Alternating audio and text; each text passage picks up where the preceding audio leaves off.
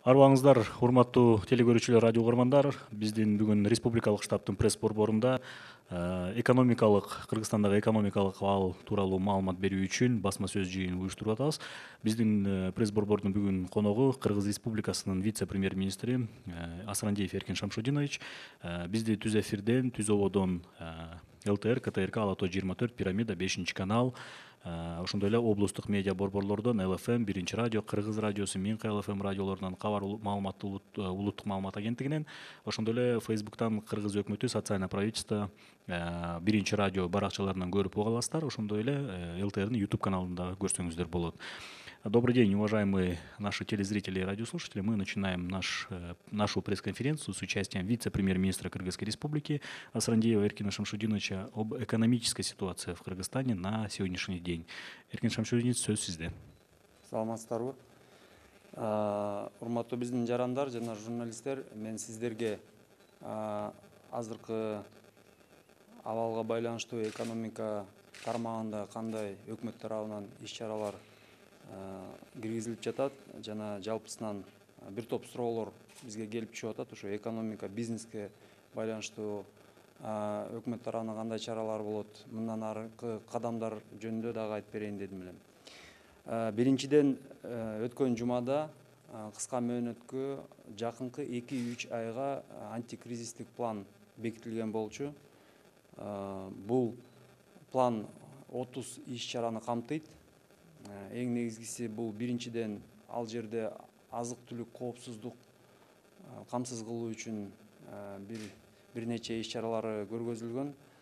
Экинчи багыт бул азыр өзгөчө кырдаалга байланыштуу бир топ ишкерликтер, бир топ бизнес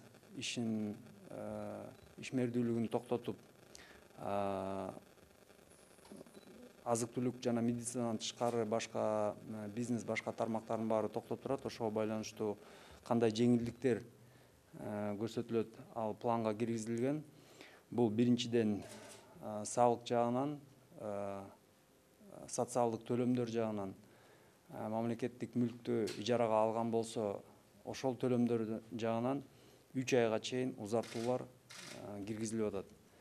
3 айдын ичинде ошо өзгөчө абалга байланыштуу кандай бир зыян көрө турган болсо, же ошо салыктарды, социалдык төлөмдөрдү төлөй албай калса, 3 айга чейин узартуу ала алышат биздин ишкерлер. Андан тышкары кечигүүлөр болсо, эч кандай айыппулдар бул төлөмдөр боюнча алынбайт. Андан тышкары салык жагынан бериле турган отчеттордун, маалыматтардын мөөнөттөрү жылдырылды. Бул бирдиктүү декларациянын мөөнөтү эмдиги жылга 1 жылга узартылды. Жана жалпы налоговый отчеттордун мөөнөтү 1 октябрга чейин жылды. Кошумча текшерүүлөргө, мамлекеттик көзөмөлдөөчү органдардын текшерүүлөрүнө мораторий дагы 1 жылга узартылды. Ошону менен 2021 жылдын аягына чейин эч кандай мамлекеттик көзөмөлдөөчү органдардан текшерүүлөр болбош керек. Дагы салык инспекциясынан көчмө текшерүүлөр деп коет, выездные проверки. Ошо көчмө текшерүүлөргө ушул жылдын аягына чейин, 2021 жылдын 1 январына чейин дагы чектөөлөр киргизилди. Бул пландын 3 багыты бул кандайча биз ишкерликке, бизнеске кандайча финансылык жардам көрсөтө алабыз. А жерде эң негизги 2 багыт бул каржылоо булактарын издеп табуу. Бул жагынан биз биринчи рет Кыргыз Орус өнүктүрүү фондунун бүгүнкү күндө колдонулбаган каражаттарын бул Кыргыз Республикасынын экономикасына тартып келүү жолдорун издеп атабыз. Бул сумма 200–250 миллион долларга чейин. Экинчи багыт болсо, бүгүнкү күндө донорлор менен активдүү иш жүргүзүлүп атат. Алдын ала айтып кетейин, бул Европа өнүктүрүү жана реконструкция банкы менен сүйлөшүүлөр жүргүзүлүп атат. Суммасы 100-дөн 150 миллион долларга чейин. Биз тараптан азыр бул каражатты кандайча колдоно алабыз, сунуштар даярдалып атат. Аталган сумманын 50% грант түрүндө бизге берилмекчи. Дагы болсо мына Дүйнөлүк банк, Ислам өнүктүрүү банкы, Азия өнүктүрүү банкы менен ушундай эле сыяктуу сүйлөшүүлөр жүргүзүлүп атат. Бул жерде ачык айтыш керек, башка өнүккөн мамлекеттерге окшоп биз өзүбүздүн эсебибизден бекер кредит же бекер акча же толугу менен салыктан бошотууларды биз кыла албайбыз. Муну ачык айтыш керек. Себеп дегенде бизде бюджетти эң негизги бүгүнкү күндө биринчи максат бул бюджеттин эсебинен айлык алып аткан жарандарды жана жөлөк пул пенсия алып аткан биздин жарандарыбызга ошо мамлекет өзүнүн милдеттерин толук өз убагында аткарылышы керек. Кошумча мүмкүнчүлүк бюджет эсебинен же кандай бир өзүбүздүн стабилдүүлүк фонддор бизде тилекке каршы жок. Ошондуктан биз бизнеске жардам сураганда реалдуу өзүбүздүн күчүбүздү, алыбызды таразага салып туруп эсепке алышыбыз керек. Жалпысынан ушундай маалымат. Анан бул жерде бир топ суроолор келип түшүптүр. Мен ошол суроолорго жооп бергенде менин оюмча мындай толугураак дагы эгерде кириш сөзүңүздү орусча дагы бир кайталап берип койбойсузбу? Рахмат. Уважаемые журналисты, уважаемые наши соотечественники, я хотел бы вкратце представить информацию о мерах и шагах, предпринимаемых правительством для снижения негативного влияния на экономику из-за ситуации с коронавирусной инфекцией.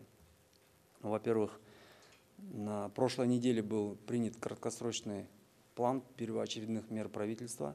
Этот план рассчитан на ближайшие 2-3 месяца,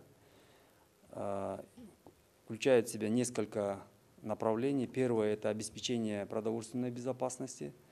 Второе – это послабление для нашего бизнеса, который в основном касается предоставления отсрочки платежей по налогам, социальным отчислениям, аренде государственного имущества, а также по коммунальным услугам. Также передвинуты сроки сдачи единой налоговой декларации, налоговой отчетности до конца этого года, до октября этого года. Следующее направление – это проработка привлечения ресурсов для оказания поддержки нашему бизнесу. Мы здесь видим два основных источника. Это временно свободные средства Российско-Кыргызского фонда развития. Переговоры по этому поводу уже начаты. И второй источник – это наши международные партнеры, доноры. В этом направлении также проведены переговоры предварительно с Европейским банком реконструкции и развития на сумму от 100 до 150 миллионов. Мы сейчас готовим предложение по целям использования этих средств. С их стороны уже сообщено, что до 50% выделяемых средств будут на грантовой основе. Кроме того, ведутся переговоры с Азиатским банком развития, со Всемирным банком, Исламским банком развития. В плане привлечения ресурсов и финансирования льготного кредитования предпринимательства мы должны говорить прямо и откровенно. Мы не сможем повторить опыт других развитых стран, где предоставляются безвозмездные ресурсы, списание налогов. К сожалению, наш бюджет и наши возможности не позволяют этого делать, поэтому мы должны трезво подходить, когда мы говорим о поддержке бизнеса. Сейчас идет разработка второго пакета мер, который будет предусматривать меры до конца 2020 года и будет направлен на оживление и восстановление экономики. Я думаю, что в ближайшую неделю мы уже будем готовы представить этот второй пакет мер. Работа в этом направлении ведется, и я думаю, что нужно разрабатывать третий пакет мер, который будет рассчитан на долгосрочную перспективу, меры, которые будут запланированы на ближайшие 3 года. Чоң рахмат. Здесь много, да, поступило ряд вопросов, и я думаю, что в ходе ответов на эти вопросы я более подробно дам информацию. Урматтуу телегөрүүчүлөр, радио угармандар жана биздин кесиптештер, биз бүгүнкү басма сөз жыйынга 40 мүнөт убакыт чектедик. Эгерде сиздерден дагы көп суроолор келип түштү, ошо журналисттерден, ошондой эле кээ бир жарандардан, ошолордун арасынан ылгап кайталанма суроолор болсо ошолорду алып, аларга жооп бербей, баарын бирдиктүү эле бир жооп беребиз. Мындан сырткары бир изданиядан, бир маалымат каражатынан бир нече суроолор келген экен, анан башкаларга да мүмкүнчүлүк берип, ошолорго да жооп бергенге аракет кылалык. Биринчи суроо, Спутник Кыргызстан, Бакыт Талканов. Эркин Шамшутдинович, когда начнут поступать средства от Международного валютного фонда, на какие первые цели будут израсходован первый транш? Первые средства от Международного валютного фонда поступили 31 марта на прошлой неделе.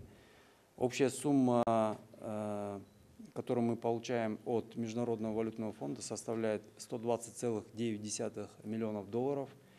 И эти средства будут направлены на две основные цели. Это поддержка бюджета, то есть на покрытие бюджетных расходов, и на расходы, связанные с борьбой с распространением коронавирусной инфекции. При этом я хочу подчеркнуть, что когда мы говорим о бюджетных расходах, сейчас ведется политика жесткой экономии. В первую очередь осуществляются расходы, связанные с защищенными статьями. Это заработные платы бюджетников, пенсии, пособия, расходы, связанные с чрезвычайной ситуацией и системой здравоохранения. Все расходы, связанные с второстепенным значением, они приостановлены. Второй вопрос от Спутник Кыргызстан.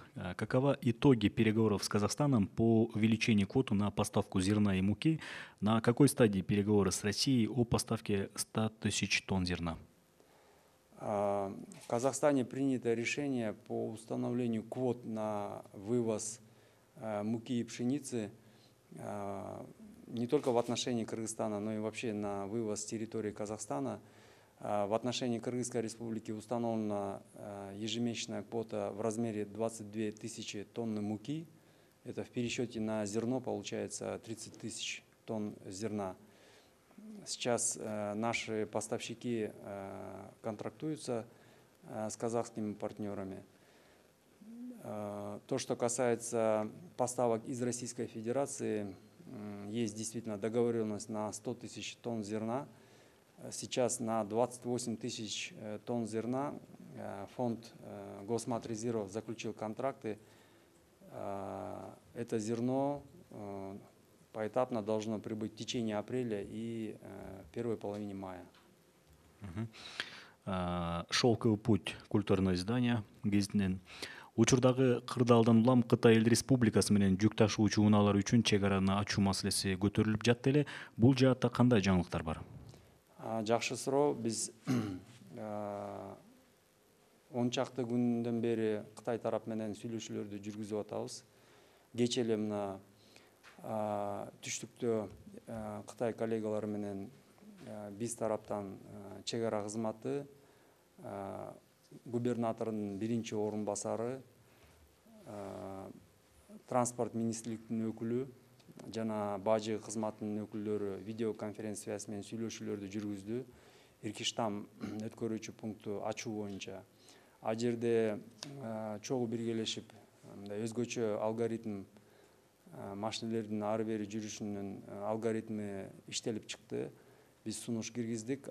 Азыркы убакытта биз Кытай тараптан жоопту күтүп атабыз. Менин оюмча жакынкы убакта Иркиштам мындай чектелген болсо да мындай акырындан ишин баштайт деген ойдобуз. Өтүнүп атышат, ушул суроону эле кайра орусча жооп берип коесузбу суроого? Более 10 дней, почти 2 недели мы ведем переговоры с нашими китайскими коллегами по поводу возобновления автомобильных грузоперевозок через кыргызско-китайскую границу. Была направлена нота 27 марта. Вчера буквально состоялась видеоконференц-связь на юге страны с китайскими коллегами. От нас участвовали первый вице-губернатор Ошской области, представитель таможни, Министерства транспорта. Сейчас выработан совместно с грузоперевозчиками особый алгоритм грузоперевозок, который обеспечивает меры безопасности. С нашей стороны внесено предложение китайской стороне, мы сейчас ожидаем от них ответ. Аз да болсо коронавирустун алдын алууга, анын жайылышына каршы даярдыктарды көрүүгө Кыргызстанда убакыт болгон. Учурда өлкөнүн экономикалык кырдаалы сиздер ойлогон план менен жүрүп жатабы? Бул жагдай эртеби кечпи бизге келери анык эле. Же кандайдыр бир күтүлбөгөн учурлар болуудабы?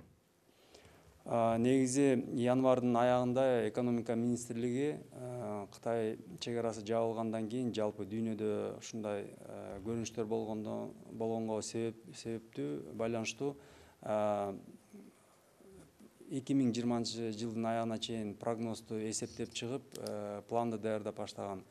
Бирок өзүбүзгө белгилүү болгондой, бизде дагы ушул илдет пайда болуп, өзгөчө кырдаал жана өзгөчө абалды киргизгенге биз муктаж болдук. Ошондуктан башында эсептелген көрсөткүчтөрдү тез арада кайрадан өзгөртүп эсептешке туура келди. Азыркы учурда биз экономика министрлиги ушул ишти алып барып атат. Жаңы эле мен айтып кеткендей, экономика багытында биз кыскача планды бекиттик өткөн жумада. Бүгүнкү күндө экинчи план даярдалып атат. Бул экинчи план 2020 жылдын аягына чейин болот. Ал жерде экономиканын абалы бүгүнкү күндө болжомолу прогнозу жылдын аягына чейин ушул бир топ бизнес токтоп калганга эске алып туруп ошол эсептер кылынып атат. Жана ошол планда экономиканы кайрадан жандандыруу маселелери дагы көрсөтүлгөн. Ошол жерде өкмөт тарабынан кандай иш-чаралар көргөзүлөт, бул пландын ичине кирет. Издание «Тазабек», Алтынай Исмаилбекова. Расскажите, пожалуйста, постатейное распределение кредита от Международного валютного фонда. Как я уже отметил, средства Международного валютного фонда будут направлены на покрытие бюджетных расходов. Но в первую очередь это касается защищенных статей, зарплаты бюджетников, пенсии, пособия. И вторая цель использования этих средств – это расходы, связанные с борьбой с распространением инфекции и с расходами, связанными с ведением чрезвычайной ситуации и положения. Детально по статейно мы попозже дадим информацию. Недавно Центра Голд Инк объявила о выплате дивидендов в размере около $8,5 миллионов. Впервые за несколько лет. Какие меры, действия правительства Кыргызстана способствовали выплате данных дивидендов?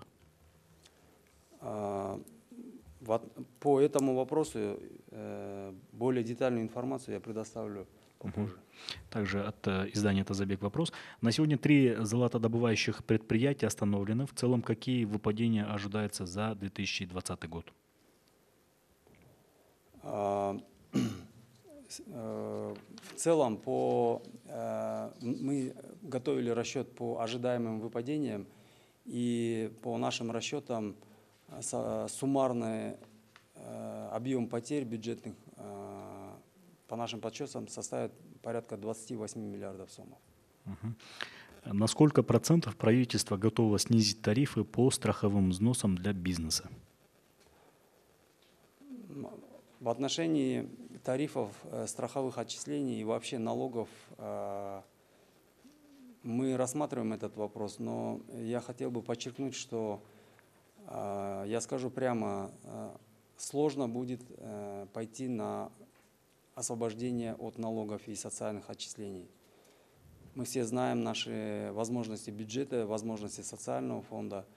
И когда мы говорим об освобождении от налогов, мы должны понимать, что это прямым образом скажется на бюджете и на наших обязательствах по выплате заработных плат бюджетников, пенсий и пособий. Поэтому здесь на весы нужно ставить, с одной стороны, ту нагрузку, которую получает наш бизнес, и на вторую часть весов те обязательства, которые мы несем по социальному блоку. Ну, вопрос проработки. Ассоциация АПК жалуется, что есть острая проблема с блокпостами, которые мешают доставке продовольствия и всех вводных для пассивных работ. Семена, удобрения, техника. Почему Минсельхоз с огромным штатом не решает эти самые актуальные вопросы? Действительно, при введении чрезвычайного положения в первые дни возникли проблемы с грузоперевозками и с перевозками работников действующих предприятий. Были определенные недостатки в нашей работе, но нужно учитывать, что такое положение вводится впервые, и абсолютно все алгоритмы, абсолютно все сложности и проблемы, которые возникают, изначально предусмотреть очень сложно. Но на настоящий момент грузоперевозки осуществляется беспрепятственно, без требования пропуска. Такое решение было принято на прошлой неделе. Вопрос. Любые То, что касается перевозок работников разрешенных видов деятельности, со вчерашнего дня были внесены изменения в алгоритм выдачи электронных пропусков. Предприятиям настоятельно рекомендуется осуществлять организованно транспортировку своих работников, чтобы сократить количество автотранспорта. И на этот организуемый автотранспорт можно получить разрешение пропуска. Издание «Тазабек», Аида Султанкулова. Рассматривает ли Кыргызстан, Казахстан и Россия возможность перевода контрактов предпринимателей в национальные валюты? Да, действительно, этот вопрос стоит на повестке. На прошлой неделе в пятницу был очередной совет. Вот завтра тоже планируется. В пятницу будет заседание совета глав правительств. И на следующей неделе ожидается заседание Высшего Евразийского экономического совета с участием глав государств. Сейчас этот вопрос в проработке. Но, скажем прямо, это очень сложный вопрос, и он требует очень глубокой проработки. Жители окраин Бишкека не могут снять свои деньги с банкоматов, по этой причине они вынуждены добираться до центра. В этой связи республиканский штаб поручил провести соответствующую работу с коммерческими банками. Какие конкретно работы были проведены с банками? Со стороны Национального банка дана установка коммерческим банкам обеспечивать в полном объеме банкоматы денежной наличностью. Отдельно была проведена работа с двумя государственными банками, это РСК и Альбанк. Банкам были предоставлены спецпропуска для проезда инкассационных машин. МТРК «Мир» Александра Мучкина. Может ли правительство решить вопрос с поставками в Кыргызстан медицинского материала для пошива спецзащиты для медиков? Защитные щитки на лица медикам отечественные мастера готовы делать их в огромных количествах по себестоимости, но мало сырья. То есть в нашей стране есть люди, которые могут оказать целевую помощь в защите наших врачей, но у них недостаточно сил и средств сделать это самостоятельно. Правительство может сделать такие инициативы общим делом, ведь речь о безопасности наших офицеров. Да, действительно, многие наши швейные предприятия перепрофилируются и уже занимаются пошивом специальных костюмов. Буквально вчера дано поручение Российско-Кыргызскому фонду, Айльбанку и РСК банку для того, чтобы они в оперативном порядке внедрили специальный продукт, кредитный продукт для таких предприятий, для приобретения сырья на льготных условиях.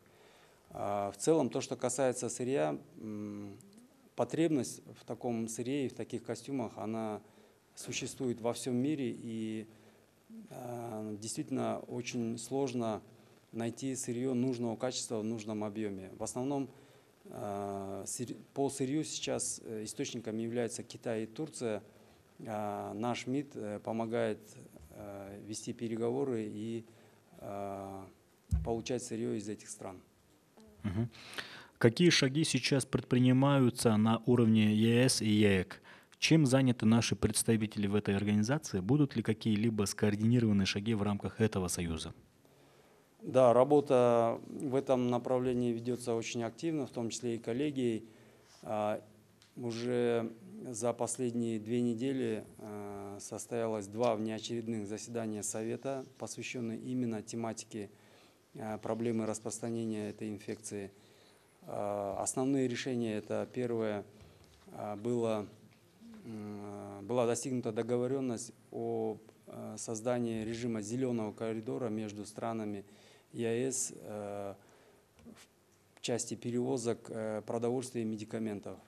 Также принято решение о снижении таможенной ставки до нуля, то есть практически отмены таможенного тарифа на импорт изделий медицинского назначения, именно связанных с борьбой с этой инфекцией.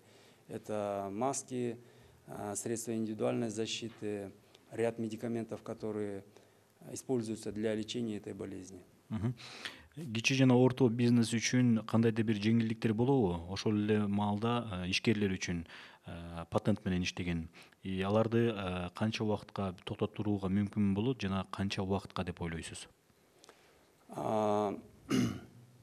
Мен жана айтып кеткендей, жалпы эле биздин ишкерлерге, анын арасында чакан жана орто бизнес да бар. Өткөн жумада планга жараша 1-апрелде тез арада мыйзамдарга өзгөртүүлөр киргизилген. Бул декларация, отчетторду тапшыруу мөөнөттөрү жылдырылып, андан тышкары текшерүүлөргө дагы чектөө коюлуп атат. Анан жана мен айтып кеткендей, бүгүнкү күндө 2 антикризистик план иштелип чыгып атат. А жерде эң негизгиси биз ошо биздин бизнеске кайсы булактардан каражат таап туруп, кандай жеңилдетилген түрдө бере алабыз деген ушундай маселелер каралып атат. Сиз буга чейин айттыңыз, антикризистик план бекитилген деп. Ошол антикризистик боюнча ар бир чарасы боюнча айта аласызбы? Бул антикризистик планда ошол патент менен иштегендерге, бизнеске патент менен иштегенге кандайдыр бир жеңилдик барбы дагы дейт? Суроо кайталанып атат го дейм, мен жана иш-чаралар жөнүндө айтып кеттим. Да, вот ошол болуп атат. В связи с ожидаемыми выпадениями из бюджета планируется ли секвестирование и каких отраслей это коснется в первую очередь? Да, сейчас Министерство финансов готовит предложение по секвестированию бюджета. В ближайшее время эти изменения будут внесены в парламент. Вопрос от 24 kg. В Кыргызстане есть люди, которые зарабатывали ежедневной работой по денежке, поработали день, заработали на еду. Сейчас они лишены возможности заработка. Как власти намерены помогать этим людям? Помощь таким слоям населения начата уже с прошлой недели. Да, мы понимаем, что кроме списка Минсоцтруда, получателей пособий, есть еще огромное количество наших жителей, которые работают и живут за счет ежедневного заработка. Поэтому сейчас совместно с мэрией, с местными областными администрациями, с местными территориальными управлениями ведется работа по формированию этих списков.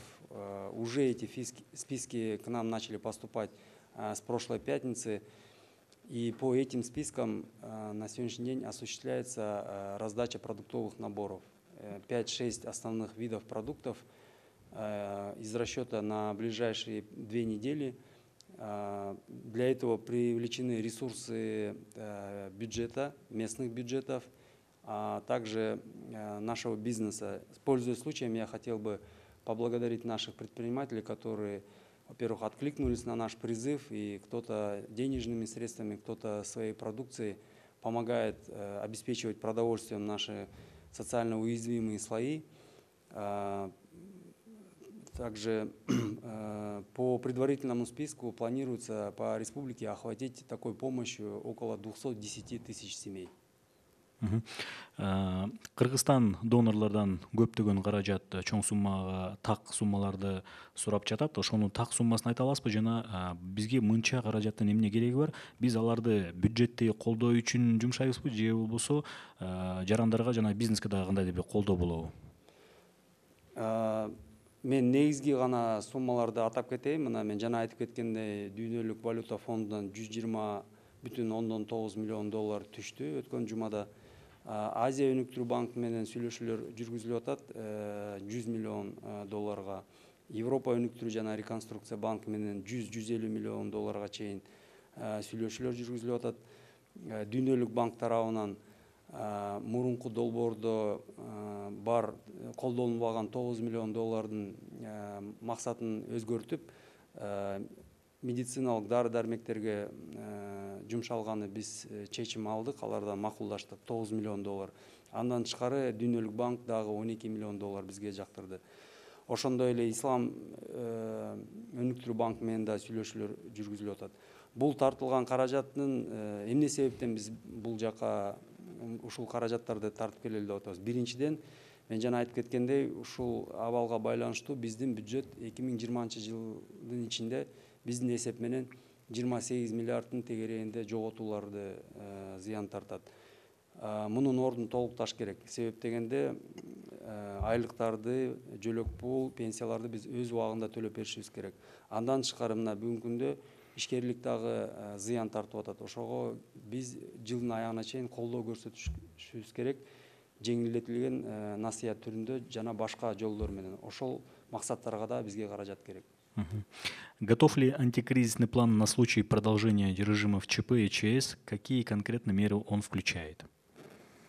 Да, это уже вопрос повторяется, видимо. Да, готовится второй пакет, который будет рассчитан до конца этого года. И также мы будем вести работу по мероприятиям, которые рассчитаны на развитие нашей экономики в ближайшие 3 года. Есть ли уже какая-нибудь статистика по экономическим показателям? Какие отрасли у нас просели, какие сферы требуют безотлагательного вмешательства со стороны правительства? По первоначальному сценарию, который произвел Министерство экономики,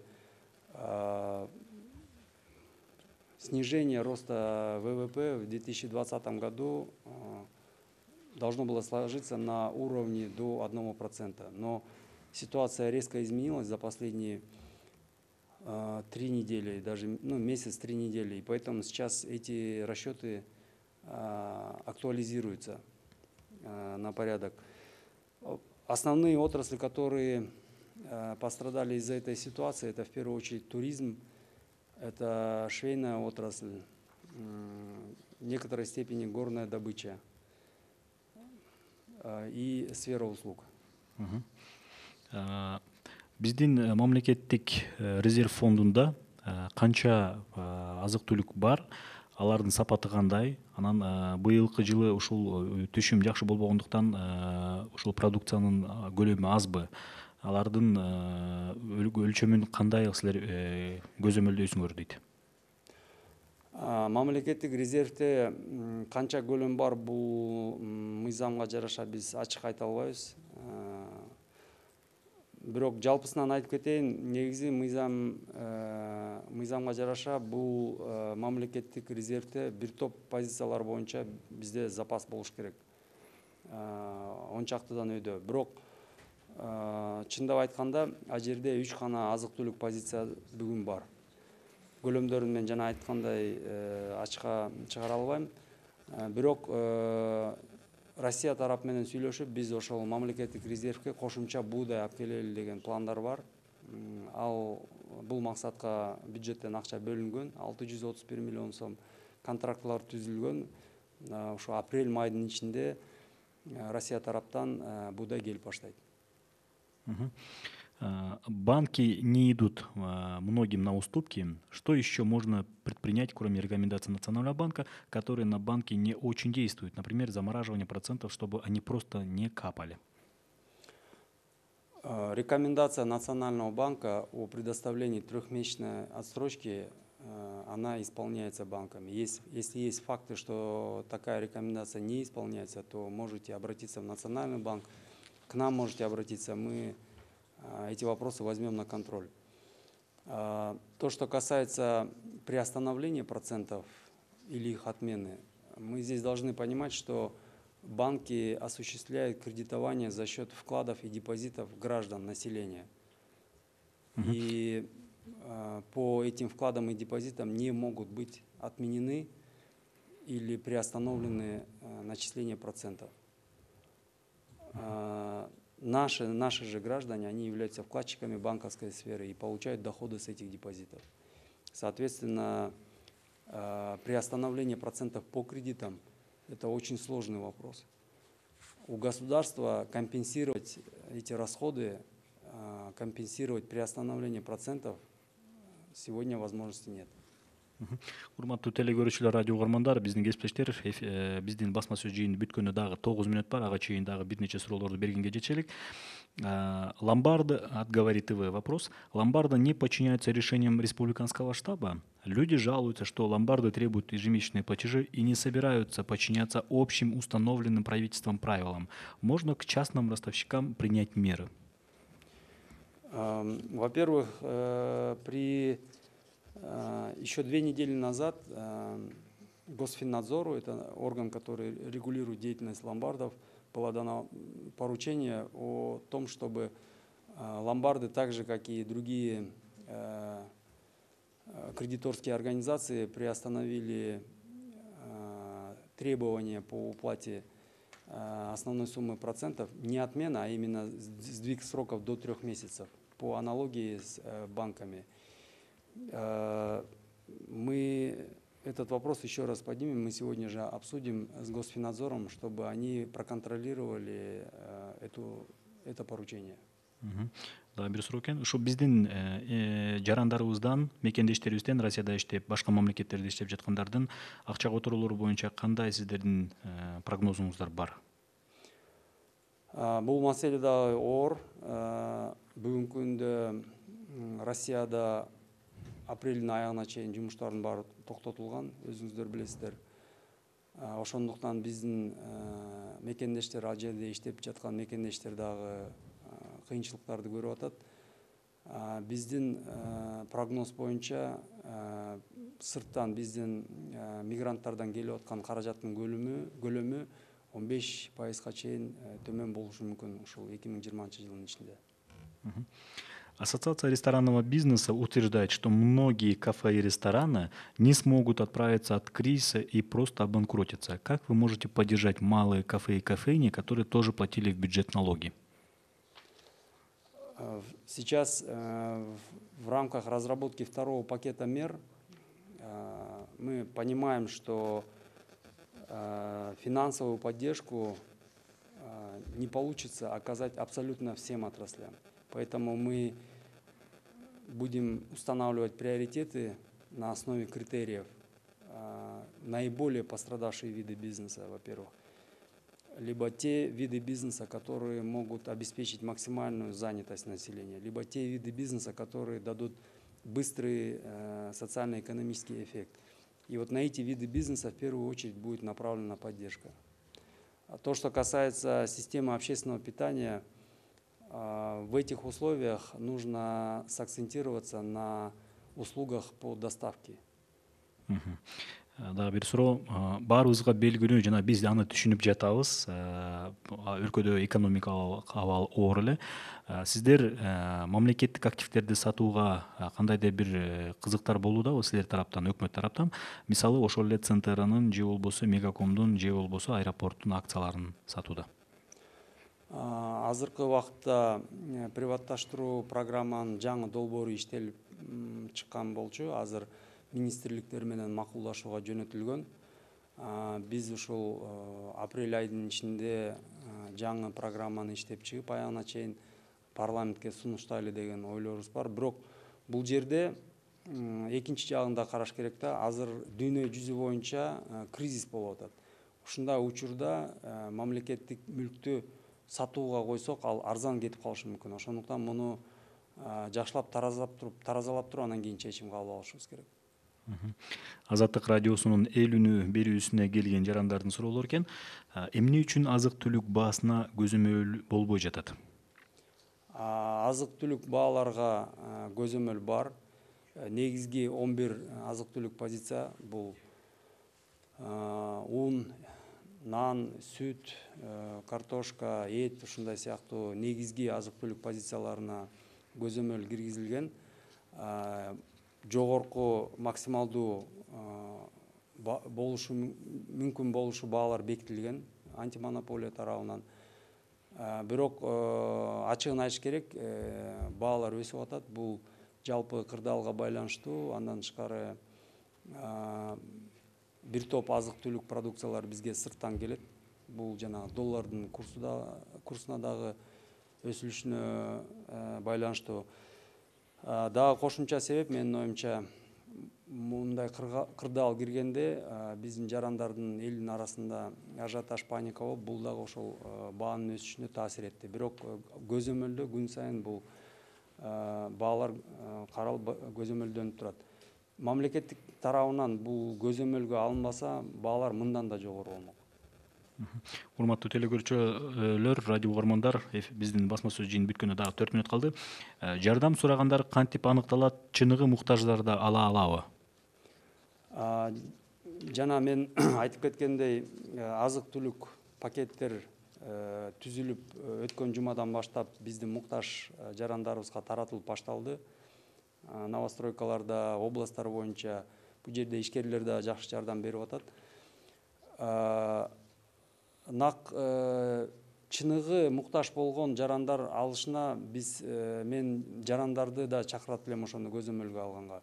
Эми бул жерде биз ошо жергиликтүү бийлик органдарына ошолор берген маалыматка таянабыз. Ар бир көчөдө, ар бир новостройка болобу же ар бир райондо ошол жерде домком, квартальныйлар алар сунуштарды берет. Ким муктаж? Ошол учурда канчалык ушу биздин жергиликтүү бийлик так өзүнүн милдетин аткарса, ошондо муктаж болгон жарандарыбыз алат. Ортодон дагы кээ бир көрүнүштөр болуп атат. Анчалык муктаж болбогон деле кээ бир жарандарыбыз ушул учур менен пайдаланып, кошумча өзүнө пайда көрүп алайын деген ушундай да көрүнүштөр болуп атат. Ошон үчүн биздин жарандарды мен чакырат элем. Сиздер ушундай фактыларды көрсөңүздөр, бизге маалымат берсеңиздер, биз тез арада чара көрөбүз. Карантин жоюлгуча бюджеттик мекемелерде иштегендердин айлыктары сакталабы? Бул мамлекет тарабынан каралганбы? Себеби мыйзам менен корголгон беренеге кирет да, защищенная статья дейт. Ооба, мамлекеттик кызматкерлер азыр бир тобу теңинен ашыгы дистанцияда мындай жумушка келбей дистанциялык жумушту аткарып атат. Алардын айлыктары сакталган, ошол эле бюджетте отурган биздин жумушчулардын. Мен кээ бир мисалдарды билем. Кээ бир ишкерлер өзлөрүнүн жумушчуларын үйгө отургузуп, ушул ишкерлер дагы алардын айлыктарын, жумуш орундарын сактап калып атат. Бул жакшы көрүнүш. Жана акыркы суроо, жеке мектептерде жана жеке бала бакчаларда иштеген мугалим, тарбиячылардын айлык маселеси кандай чечилиши мүмкүн? Жеке мектептер болсо, бул ошол мектептердин ээси менен алар кандай саясат жүргүзсө, кандай мүмкүнчүлүктөр болсо, ошого жараша каралат. Урматтуу телекөрүүчүлөр, радио угармандар, республикалык штабтын пресс борборунда Кыргыз Республикасынын вице-премьер-министри Асрандиев Эркин Шамшудинович өлкөдөгү экономикалык кырдаал тууралуу маалымат берди жана биздин ошо мекендештерден келип түшкөн, массалык маалымат каражаттарынан келип түшкөн суроолорго жооп бере алдык. Кээ бир суроолорго биз өзүбүз дагы биздин расмий телеграм канал аркылуу жана Facebook'тагы баракчаларыбыз, расмий сайт аркылуу дагы жооп беребиз. Ошол жерден алып пайдалансаңыздар да болот. Басма сөз жыйынды түз ободон ЛТР, КТРК, Алото 24, Пирамида, 5 канал, облустук телеканалдардан жана медиа борборлордон, Кабар улуттук маалымат агенттигинен, ЛФМ, Биринчи радио, Кыргыз радиосу, Минкай ЛФМ радиолорунан, ЛТРдин YouTube каналынан жана Facebook'тан Кыргыз өкмөтү социальный правительство жана Биринчи радионун баракчаларынан угуп көрө алдыңыздар. Чоң рахмат.